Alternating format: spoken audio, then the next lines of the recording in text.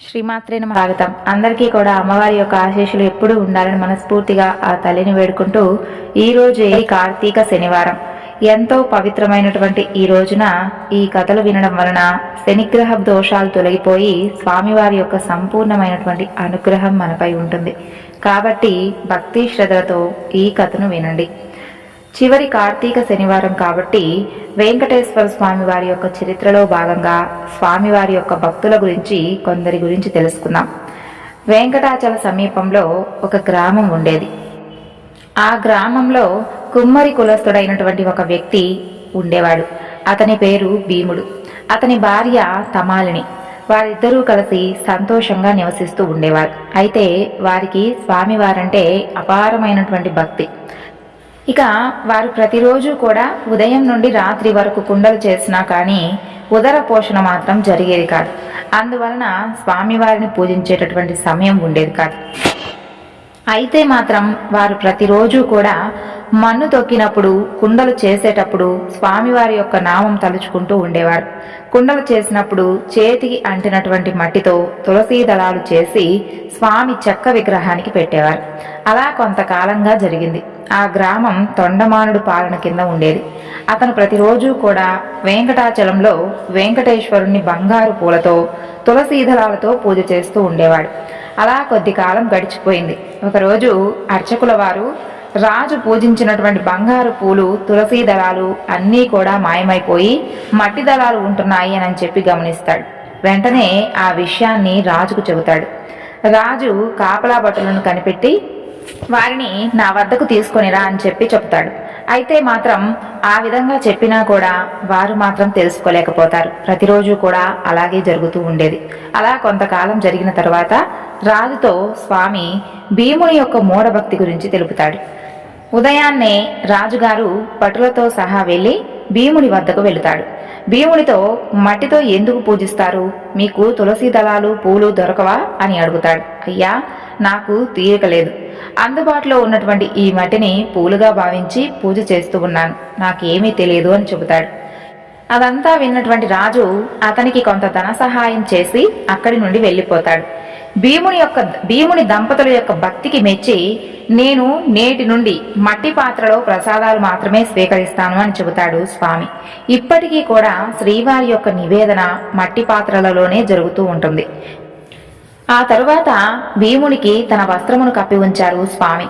తమాలినికి తన యొక్క ఆభరణాలు ఇచ్చింది అమ్మ. అలా సశరీరంగా గరుడ వాహనంపై వైకుంఠ ప్రాప్తి కలిగించారు స్వామివారు. ఇక తొండమానుడు కూడా అన్ని రకాల ఉత్సవాలు జరిపి స్వామి యొక్క సాయుధ్యం పొందాడు. ఇది స్వామివారి మహాభక్తులలో కుమ్మరి భీముని యొక్క కథ. ఇప్పుడు మరొక భక్తుని గురించి తెలుసుకుందాం. అలిపిరి సమీపంలో ఒక గ్రామంలో చిన్నడు అనేటటువంటి ఒక హరిజనుడు నివసిస్తూ ఉండేవాడు. అతను నిత్యము కూడా భక్తి శ్రద్ధతో స్వామికి పూజ చేస్తూ ఉండేవాడు. అతను పాదరక్షలు తయారు చేసి అమ్ముకొని జీవితాన్ని సాగిస్తూ ఉండేవాడు. ఒకరోజు అతను వెంకటేశ్వర స్వామి వారికని పాదుకలు తయారు చేసి స్వామివారికి సమర్పించాలి అని చెప్పి అనుకుంటాడు. అయితే ఆ రాత్రి స్వామివారి పటం ముందుకు ఒక వస్త్రం పరిచి దానిపై పిండి చల్లి ఇలా ప్రార్థిస్తాడు. స్వామి, నీ పాదాలు కాస్త నాకు కొలత ఇవ్వవయ్యా అని స్వామివారితో చెప్పుకొని నిద్రిస్తాడు. ఆ తరువాత ఉదయం లేచేసరికి స్వామివారి పాదాల కొలత కనిపించేసరికి అతను ఎంతగానో ఆనందించి ఆ పాదరక్షకులు చేయడం మొదలు పెడతాడు. అవి పూర్తయిన తరువాత వాటిని తల మీద పెట్టుకొని అలిపిరి మార్గం దగ్గరకు వచ్చి ఎక్కుతూ ఉంటాడు. అది గమనించినటువంటి కొందరు ఆయనను కిందకు కర్రలతో నెట్టేసేస్తారు. స్వామి మాత్రం పడనీయకుండా అతన్ని పట్టుకొని అతను తెచ్చినటువంటి పాదుకలను ధరించాడు. అలాగే అతనితో స్వామివారు ఇలా అంటాడు. చిన్నడు, నేను ప్రతి రాత్రి కొండ దిగి ఈ అలిపిరికి వచ్చి ఈ పాదుకలను ధరించి మంగాపురం వెళతాను. మరలా వేకువనే ఇచ్చటకు వచ్చి పాదుకలు ఉంచి కొండపైకి వెళ్తాను. నీకు త్వరలోనే మోక్షం కలుగుతుంది అని చెప్పి స్వామి మాయమైపోతాడు. అనతి కాలంలోనే అలిపిరి నడక మార్గంలో అక్కడ ఒక దేవాలయం ఏర్పడింది. అక్కడ స్వామివారి పాదుకలు నెత్తిన పెట్టుకొని పూజలు జరిపించడం నేటికి చూస్తూనే ఉన్నాం. ఇప్పుడు మరొక కథ గురించి తెలుసుకుందాం. పూర్వకాలమున మగధ సామ్రాజ్యంలో విష్ణుచిత్తుడు అనేటటువంటి శ్రీవారికి అత్యంత ప్రియభక్తుడు ఉండేవాడు. అతనికి 9 మంది స్త్రీ సంతానం కలిగారు. ఎంతో పాండిత్యం కలిగినటువంటి అతను ఎంతగానో పేదరికంతో బాధపడుతూ ఉండేవాడు. అయితే విష్ణుచిత్తుని యొక్క భార్య తారామతి ఎప్పుడూ కూడా శ్రీమన్నారాయణుణ్ణి ప్రార్థిస్తూ ఉండేది. అప్పుడప్పుడు వివాహాది శుభకార్యాల పౌరోహిత్య కార్యక్రమంలో దక్షిణగా వచ్చేటటువంటి కొద్ది సొమ్ముతో ఎంతో కష్టాలు పడుతూ కాపురం కొనసాగిస్తూ ఉండేవారు ఆ దంపతులు. అలా కుమార్తెలకు యుక్త వయసు సమీపించింది. తారామతికి ఎప్పుడూ కూడా వారి వివాహం ఎలా జరిపించాలా అని ఎంతగానో చింతిస్తూ ఉండేదన్నమాట. అయితే ఆ శ్రీనివాసుణ్ణి ప్రార్థిస్తూ కాలం గడుపుతూ ఉండేది. ఓ శ్రీనివాస భక్తులారా, ఆశ్రిత జనరక్షకుడైనటువంటి శ్రీ వెంకటేశ్వర స్వామి వారు తన భక్తులంటే ఎంతో అపారమైనటువంటి ప్రేమని మనందరికీ కూడా తెలిసిందే కదా. అయితే ఆనాడు మాఘ పౌర్ణమి ఉదయాన్నే ఒక వృద్ధ బ్రాహ్మణుడు విష్ణుచిత్తుని ఇంటికి వచ్చి అక్కడ వారి ఇంటి తలుపు తట్టాడు. అయ్యా, నేను వంగదేశపు వాసిని. ఒక యజ్ఞం నిమిత్తం వెళుతూ దారి మధ్యలో ఈ దేశానికి వచ్చాను. దయచేసి నన్ను ఈ ఒక్కరోజు కనుక మీ ఇంట్లో కనుక ఉండనివ్వగలిగితే తిరిగి నేను రేపు ఉదయమే వెళ్ళిపోతాను అని విష్ణుచిత్తుని అర్థిస్తాడు. అందుకు విష్ణుచిత్తుల వారు కూడా, స్వామి, అంతకు మించినటువంటి అదృష్టం మాకేముంటుంది చెప్పండి. అతిథి సాక్షాత్తు శ్రీమన్నారాయణతో సమానమని మన పురాణాలు కూడా ఘోషిస్తూ ఉన్నాయి కదా. తమరు ఎటువంటి సంకోచము లేకుండా మా ఇంట్లో తప్పకుండా ఉండవలసింది అని ఆ ముసలి బ్రాహ్మణుని లోపలికి తీసుకుని వెళ్లి సపర్యలు గావించాడు. ఆ రోజు మధ్యాహ్నం భోజనానంతరం ఆ వృద్ధ బ్రాహ్మణుడు తారామతితో ఇలా అంటాడు. ఏమమ్మా, దిగులుగా ఉన్నావు? ఏమిటి నీకున్నటువంటి బాధ? ఏమీ సంకోచించకుండా చెప్పు అని అడుగుతాడు. అప్పుడు తారామతి ఇలా అంటుంది. స్వామి, తమరిని చూస్తూ ఉంటే మహా తపస్సంపన్నులు, తేజస్సుతో సాక్షాత్తు ఆ వైకుంఠవాసి మాదిరిగా ఉన్నారు. మీ వద్ద దాచేది ఏముంటుంది? నా మనోవ్యధ అంతా కూడా నా పుత్రికల యొక్క వివాహం గురించే అని విన్నవించుతుంది. అంతటా ఆ విప్రోత్తముడు చిరునవ్వు నవ్వి, తల్లి, నీ బాధను నేను గ్రహించాను. నీ కష్టాలన్నీ కూడా తొలగిపోయి కుమార్తెలకు శుభప్రదంగా వివాహం కాగలుటకు ఒక అద్భుతమైనటువంటి వ్రతం మీకు చెబుతాను. ఈ వ్రతాన్ని ఆచరించిన తరువాత మీకు ఉన్నటువంటి కష్టాలన్నీ కూడా పటాపంచలవుతాయి. శ్రీ వెంకటేశ్వర స్వామి వారి యొక్క వ్రతాన్ని ఎంతో భక్తి శ్రద్ధతో ఆచరించిన వారికి ఉన్నటువంటి కష్టాలన్నీ కూడా తొలగిపోయి స్వామివారి యొక్క సంపూర్ణమైనటువంటి అనుగ్రహం దొరుకుతుంది. ఈ వ్రతం కూడా ఎంతో సులభతరం అని చెప్పి ఆ వ్రత విధానం గురించి ఆ దంపతులకు వివరిస్తాడు. అప్పుడు విష్ణుచిత్తుడు, స్వామి, మహా సంతోషం. ఇంతకు మించినటువంటి మహాభాగ్యం ఇక ఏముంటుంది చెప్పండి. ఎన్నో రోజులు ఎందుకు, శుభస్య శీఘ్రం అని అన్నారు కదా మన పెద్దలు. మరి ఈ రోజు ఎంతో పవిత్రమైనటువంటి రోజు, మాఘ పౌర్ణమి, ఎంతో శుభదినము. ఈ రోజే తమకు సెలవిచ్చినటువంటి ఆ వెంకటేశ్వర స్వామి వారి యొక్క వ్రతాన్ని ఆచరిస్తామని చెప్పి విష్ణుచిత్తులు తారామతి దంపతులిద్దరూ కూడా తమ కుమార్తెలందరితో కలిసి ఆ రోజు సాయంకాలమునే బంధుమిత్రులను పిలుచుకొని వెంకటేశ్వర స్వామి వారి యొక్క వ్రతాన్ని అత్యంత భక్తి శ్రద్ధలతో ఆచరించారు. వచ్చినటువంటి భక్తులందరూ కూడా ఆ వ్రతం పూర్తయిన తరువాత తీర్థ ప్రసాదాలు స్వీకరించి తమ తమ గృహాలకు వెళ్ళిపోయారు. అప్పుడు విష్ణుచిత్తుల వారు భార్యా సమేతంగా ఆ బ్రాహ్మణోత్తమునకు పాద నమస్కారం కావించి తమ దంపతులను ఆశీర్వదించవలసిందిగా వేడుకున్నారు. అప్పుడు ఆ బ్రాహ్మణోత్తముడు వ్రత తీర్థ ప్రసాదాలు కూడా స్వీకరించి మనోభీష్ట సిద్ధిరస్తు అని శ్రీ లక్ష్మీ శ్రీనివాస కటాక్ష సిద్ధిరస్తు అని ఆశీర్వదిస్తాడు. అంతలో చీకటి పడి నిద్రా సమయమైపోయింది. అంతటా విష్ణుచిత్తుడు ఆ బ్రాహ్మణుడికి ఒక చిరిగినటువంటి దుప్పటిని ఇచ్చి కన్నీళ్ల పర్యంతంగా, స్వామి, కడుపేదనైనటువంటి నేను, నా వద్ద ఇంతకు మించి మంచి దుప్పటి లేదు. ఈ రాత్రికి నన్ను క్షమించి దీని యందే విశ్రమించవలసిందిగా వేడుకుంటాడు. అందుకు ఆ బ్రాహ్మణుడు చిరునవ్వు నవ్వి, ఏమీ కూడా చింతించవలసినటువంటి అవసరం లేదు విష్ణుచిత్త, తను బయట వసారాలో పడుకుంటాను అని చెబుతాడు. ఆ తరువాత కొద్దిసేపటికే అందరూ కూడా నిద్రించారు. రాత్రి 4వ జామున ఉరుములు మెరుపులతో ఒక పెద్ద వర్షం మొదలైంది. అంతా కూడా కటిక చీకటి. గాఢాంధకారంలో కంటికి ఏమీ కూడా కానరావట్లేదు. విష్ణు చిత్తునికి బయట పడుకున్నటువంటి ఆ ముసలి బ్రాహ్మణుడు ఎలా ఉన్నాడు అని బెంగగా ఉంది. కానీ ఈ గాఢాంధకారంలో ఏమీ కనిపించక ఎప్పుడెప్పుడు తెల్లవారుతుందా అని ఆ రాత్రి గడిపాడు. ఆ కుటుంబం అంతా కూడా ఎంతగానో బాధపడ్డారు. అంతలో తెల్లవారిపోయింది. వాన తేలిక పడింది. బయట బ్రాహ్మణుడు ఏమయ్యాడు అని ఎంతో బాధపడుతూ అక్కడికి వచ్చినటువంటి ఆ దంపతులకు అద్భుతమైనటువంటి ఒక దృశ్యం కనిపించింది. అక్కడ విప్రోత్తముడు లేడు. చిరిగినటువంటి దుప్పటి స్థానంలో పట్టు పీతాంబరం ఉంది. ఆ పీతాంబరంపై వెంకటేశ్వర స్వామి వారి యొక్క విగ్రహం చిరునవ్వుతో కనిపించింది. జరిగినదంతా కూడా ఆ దంపతులకు అర్థమైంది. వారి ఆనందానికి అవధులే లేవు. వచ్చింది సాక్షాత్తు ఆ శ్రీమన్నారాయణుడే అని ఆహా ఏమి మన భాగ్యము, కానీ స్వామివారిని మాత్రం మనం గ్రహించలేకపోయామే, చివరికి చినిగినటువంటి దుప్పటి ఇచ్చామే అని తలుస్తూ స్వామివారి విగ్రహాన్ని కళ్ళకద్దుకొని ఇంట్లోకి వచ్చారు. ఇల్లంతా కూడా స్వర్ణమయంగా కనిపించింది. అంతటా కూడా ధనరాశులే. ఆహా, శ్రీ వెంకటేశ్వర స్వామి వారి యొక్క వ్రతకల్ప మహత్యం వలన ఇదంతా జరిగింది కదా అని స్వామిని అనేక విధాలా స్తుతించారు ఆ దంపతులు. చూసారా, సాక్షాత్తు స్వామివారే ఆ భక్తుని ఇంటికి అతిథి రూపంలో వచ్చి వ్రత విధానం చెప్పడమే కాకుండా తీర్థ ప్రసాదాలు కూడా తానే స్వయంగా స్వీకరించాడు. స్వామివారు అంతటి కరుణామయుడు. ఎవరైతే భక్తి శ్రద్ధలతో స్వామిని కొలుస్తారో వారికి తానే స్వయంగా ఏదో ఒక రూపంలో తప్పకుండా సహాయం చేస్తాడు స్వామి. ఇప్పుడు ఈ వ్రత మహత్యం గురించి తెలిపేటటువంటి మరొక కథ గురించి తెలుసుకుందాం. పూర్వకాలంలో అవంతి దేశంలో భాగ్యనగరం అనేటటువంటి పట్టణం ఉండేది. పేరుకు తగినట్లుగా ఆ పట్టణంలో అనేక మంది భాగ్యవంతులు ఉండేవారు.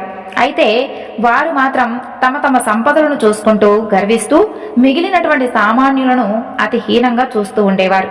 ఆ ఐశ్వర్యమంతా కూడా తమ గొప్పేనని తలుస్తూ నిత్య పూజలు కాదు కదా, కనీసం విశేషమైనటువంటి రోజులలో కూడా ఎలాంటి పూజలు చేసేవారు కాదు. ఆ సృష్టికర్త శ్రీమన్నారాయణునికి వీరందరికీ కూడా జ్ఞానోదయం కలిగించాలి అని అనిపిస్తుంది. ఒక రోజున ఆ ధనవంతులందరూ కూడా అనేకమైనటువంటి విందు విలాసాలలో మునిగి తేలుతూ ఉంటారు. అదే పట్టణానికి తూర్పు వీధిలో ఉన్నటువంటి లక్ష్మీనారాయణ స్వామి వారి యొక్క ఆలయంలో మాత్రం కనీసం దీపం వెలిగించేటటువంటి నాదుడు కూడా కరువయ్యాడు. ఆ రోజు తొలి ఏకాదశి, అత్యంత పర్వదినం. కానీ ఆ పట్టణంలో మాత్రం ఒక్కరు కూడా ఆ ఆలయానికి పూజాధికాలు నిర్వర్తించాలి అనేటటువంటి ఆలోచన కూడా ఎవ్వరికీ లేదు. ఆ తరువాత సాయంత్రం ఉన్నట్టుండి దట్టమైనటువంటి మబ్బులు కమ్ముకున్నాయి. బ్రహ్మాండమైనటువంటి కుంభవృష్టి, వ్యాపారులందరి ఇళ్ళు కూడా నీట మునిగిపోసాగాయి. అంతా కూడా గాఢాంధకారం. తెల్లవారేసరికి ఊరంతా కూడా నేలమట్టమైపోయింది. వ్యాపారుల ఇళ్ళన్నీ కూడా కూలిపోయాయి. అన్ని ఐశ్వర్యాలు పోయి చివరికి కట్టుబట్టలతో మిగిలిపోయారు. ఎందుకీ ఉపద్రవం, ఎందుకీ జలప్రళయం, ఎవరికీ కూడా అంతుపట్టలేదు. అంతలో వారికి ఒక విశేషం కనిపించింది. ఊరి చివరన ఉండేటటువంటి పూరిపాకలు చెక్కు చెదరకుండా కనిపించాయి. వారికి ఆశ్చర్యం కలిగింది. ఇంత కుంభవృష్టిలోనూ అసలు ఈ పూరిపాకలు ఎలా నిలిచాయి అని వారిలో వారు అనుకుంటూ ఉండగా అంతలో ఒక పెద్ద మెరుపు మెరిసింది. ఆకాశవాణి ఇలా పలికింది, ఓ మూర్ఖులారా, మీకున్నటువంటి సంపదలన్నీ కూడా కేవలం మీ గొప్పతనమని తలుచుకోవడం వలననే ఇలా జరిగింది. ఆ పూరి గుడిసెలో నివసించేటటువంటి దేవయ్య నాకు అత్యంత ప్రియభక్తుడు. అతి సామాన్యుడైనటువంటి దేవయ్య ప్రతిరోజు కూడా మీ యొక్క ఊరిలో ఉన్నటువంటి శ్రీ లక్ష్మీనారాయణ వారి యొక్క ఆలయంలో దీపం వెలిగిస్తూ ఉంటాడు. అంతేకాకుండా ప్రతి ఏకాదశి నాడు తనకు వీరున్నంతలో వెంకటేశ్వర స్వామి వారి యొక్క వ్రతకల్పాన్ని నిర్వర్తిస్తూ ఉంటాడు. ఆ వ్రత ఫలితంగానే తనతో పాటే ఆ గుడిసెలలో ఉన్నటువంటి వారందరూ కూడా రక్షింపబడ్డారు. మీరందరూ కూడా ఆ వ్రతాన్ని ఆచరించిన ఎడల తిరిగి మీకున్నటువంటి ఐశ్వర్యాలను తిరిగి పొందగలరు అని వినిపిస్తుంది.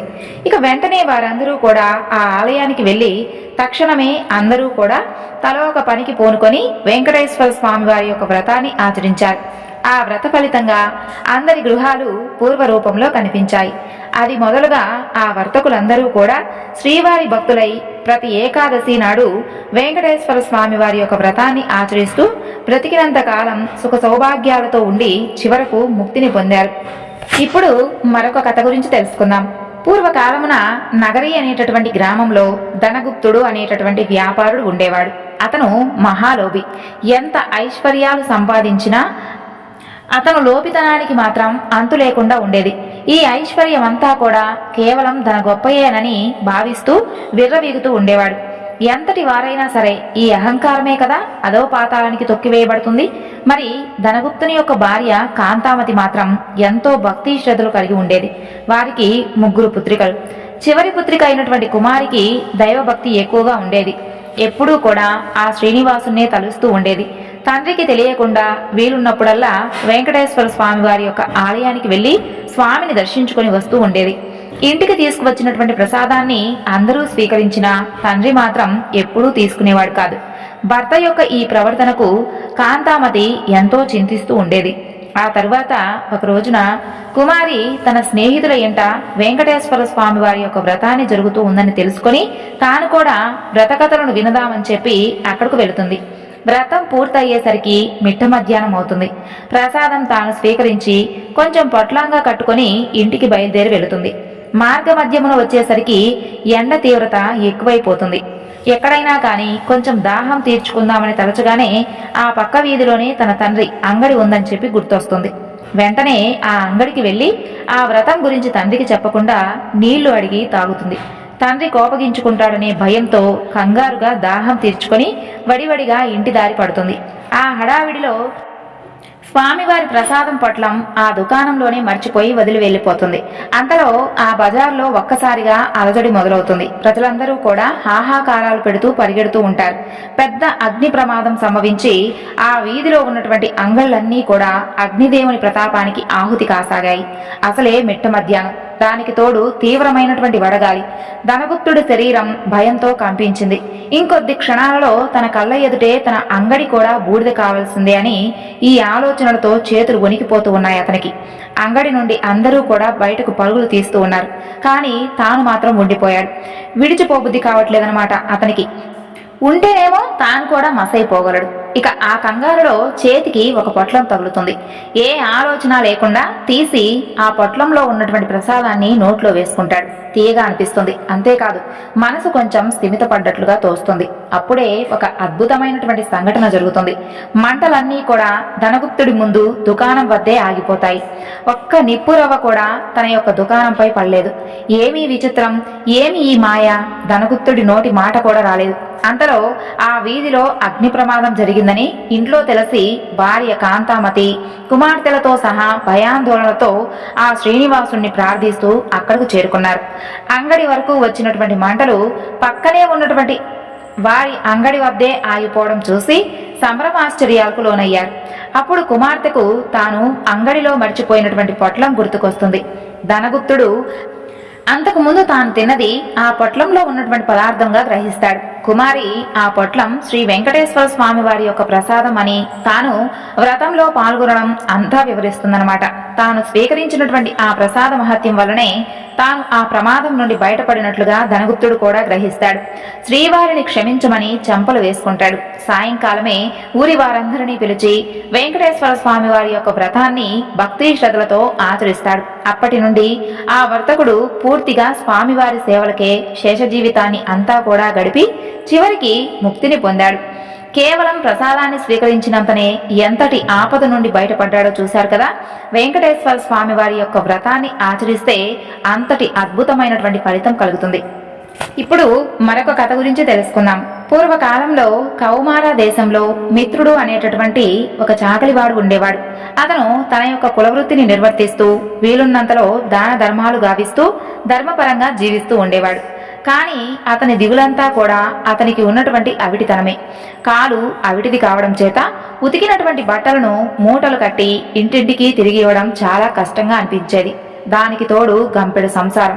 కష్టపడకపోతే పూట గడవదు. ఎల్లప్పుడూ కూడా స్వామి వారిని ప్రార్థిస్తూ ఉండేవాడు.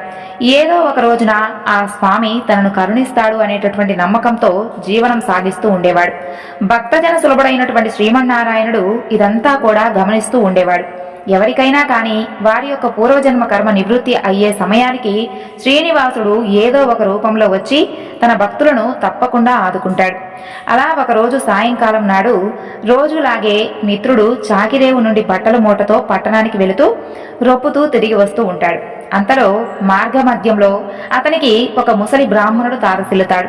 సహజంగా భక్తి శ్రద్ధలు కలవాడు అవడం చేత మిత్రుడు భుజం మీద మూటలు కిందకు దించి ఆ బ్రాహ్మణుడికి నమస్కరిస్తాడు.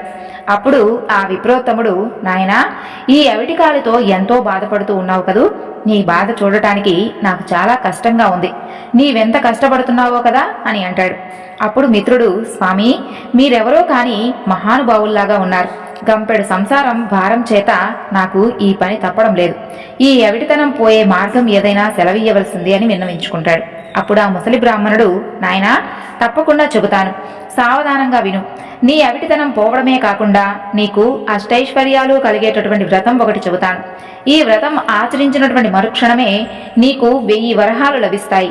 అయితే ఒక షరతు, అందులో సగం నాకు సమర్పించాలి. రేపు మరలా ఇదే సమయానికి ఇక్కడికి వస్తాను సుమా అని చెబుతాడు. అప్పుడు ఆ మిత్రుడు, స్వామి, ఇంతకు మించినటువంటి మహాభాగ్యం ఏముంటుంది? ఆ వ్రతం ఏదో, ఏ విధంగా ఆచరించాలో సెలవియ్యండి అని ప్రార్థించగా ఆ బ్రాహ్మణుడు వెంకటేశ్వర స్వామి వారి యొక్క వ్రతం గురించి వివరంగా చెబుతాడు. ఇక మిత్రుడు రెట్టించినటువంటి ఉత్సాహంతో ఇంటికి వచ్చి ఆ విషయం అంతా కూడా భార్యకు చెప్పి ఇరుగు పొరుగుల వారిని ఆహ్వానించి వెంకటేశ్వర స్వామి వారి యొక్క వ్రతాన్ని ఆచరించి తీర్థ ప్రసాదాలు తాను స్వయంగా స్వీకరించి వచ్చినటువంటి వారందరికీ కూడా పంచాడు. అంతలో ఇంటి బయట ఏదో కోలాహలం వినిపిస్తుంది. మిత్రుడి కుమారుడు బయట నుండి ఇంట్లోకి పరుగు పరుగున వచ్చి, అయ్యా, రాజభటులు నీ కోసం వచ్చారు. రాజుగారు నీకు కట్న కానుకలు పంపించారట అని చెబుతాడు. అంతలో రాజభటులు వచ్చి మిత్రుడిని రాజుగారి ఆస్థానంలో చాకలిగా నియమించారని 1000 వరహాలు బహుమానంగా పంపించారని చెప్పి మిత్రుడి చేతిలో 1000 వరహాల మూట పెడతారు. ఒక వారం లోపల వచ్చి రాజుగారి కొలువులో చేరవలసిందిగా చెబుతారు. ఇక మిత్రుడికి ఉన్నటువంటి ఆనందానికి అవధులు లేకుండా ఉన్నాయి. అయ్యా, వారం దాకా ఎందుకు, రేపే వెళ్ళాలి అని మూటా ముల్లే సర్దుకొని మరుసటి రోజు తెల్లవారుజామునే ప్రయాణమయ్యాడు. ఆ ఆనందంలో ఆ ముసలి బ్రాహ్మణుడు సంగతి మర్చిపోయాడు. దారి మధ్యలో గుర్తుకు రాగా 1 నెల తర్వాత మరలా కలవచ్చులే అని అనుకుంటాడు. ఇక వెళ్లి రాజుగారి ఆస్థానంలో చేరాడు. రోజులు నెలలు గడిచిపోతూ ఉన్నాయి. ఆ బ్రాహ్మణుడికి ఇచ్చినటువంటి మాట పూర్తిగా మర్చిపోయాడు మిత్రుడు. అంతే, బ్రాహ్మణ రూపంలో వచ్చినటువంటి స్వామివారికి కోపం వచ్చింది. మానవ నైజం అంతేనని అనుకుంటాడు స్వామివారు. తన మహత్యం తెలియజెప్పాలని నిర్ణయించుకుంటాడు. అంతే, ఆ మర్నాడే రాజుగారి ఆస్థానంలో రాణిగారి నగలు మాయమయ్యాయి. ఆ అభాండం మిత్రుడి మీద పడిపోయింది. మిత్రుడికి కఠినమైనటువంటి కారాగార శిక్ష పడింది. రాజభటులు మిత్రుడిని పలు విధాలా శిక్షించారు. ఎందుకు ఇలా జరిగింది, ఎందుకు ఈ అభాండం తన మీద పడింది అని తలుస్తూ ఉన్నటువంటి మిత్రుడికి ఆ రోజు రాత్రి స్వామివారి కలలో కనిపించి వృద్ధ బ్రాహ్మణుడి రూపంలో వచ్చింది తానేనని, తనకు ఇచ్చినటువంటి మాటను నిలబెట్టుకోకపోవడం చేతనే ఈ విధంగా జరిగిందని చెబుతాడు.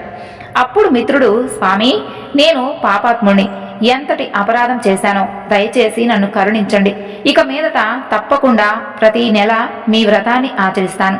నా సంపాదనలో సగభాగం ప్రతి నెలా కూడా జీవితాంతం తమకే సమర్పిస్తాను అని చంపలు వేసుకుని స్వామివారిని పరిపరి విధాలా వేడుకుంటాడు.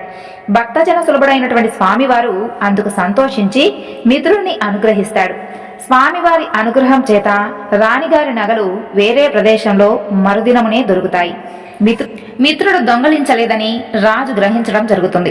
మిత్రుడును కారాగారం నుండి వదిలివేస్తారు. అప్పటి నుండి మిత్రుడు స్వామివారికి ఇచ్చినటువంటి మాట ప్రకారం ప్రతి నెల వెంకటేశ్వర స్వామివారి యొక్క వ్రతాన్ని ఆచరిస్తూ తన సంపాదనలో సగభాగం స్వామివారికే సమర్పిస్తూ కలకాలం సుఖంగా జీవించి చివరకు ముక్తిని పొందాడు.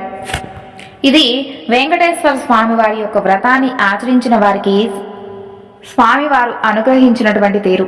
ఈ కథలను ఎవరైతే వింటారో వారికి సకల అభీష్టాలు నెరవేరి స్వామి యొక్క సంపూర్ణమైనటువంటి అనుగ్రహం కలుగుతుంది. సర్వం శ్రీ లలితార్పణమస్తు. స్వస్తి.